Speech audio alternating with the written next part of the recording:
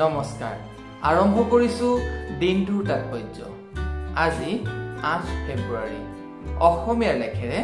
মাঘ মাহৰ 25 তাৰিখ 2005 চনৰ আজিৰ দিনটোতে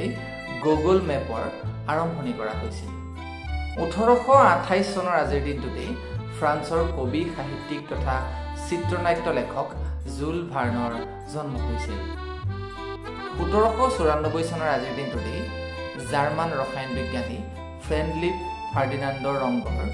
জন্ম হৈছিল 1897 চনৰ আজিৰ দিনটোতে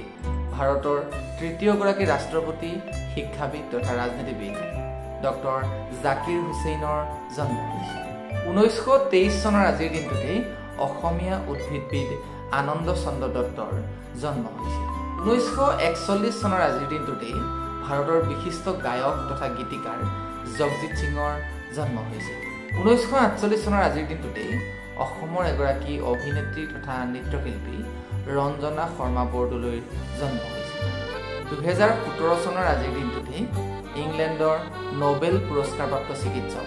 পিটাৰ মেন্সফিল্ডৰ মৃত্যু হৈছিল 2019 চনৰ আজিৰ দিনটোতে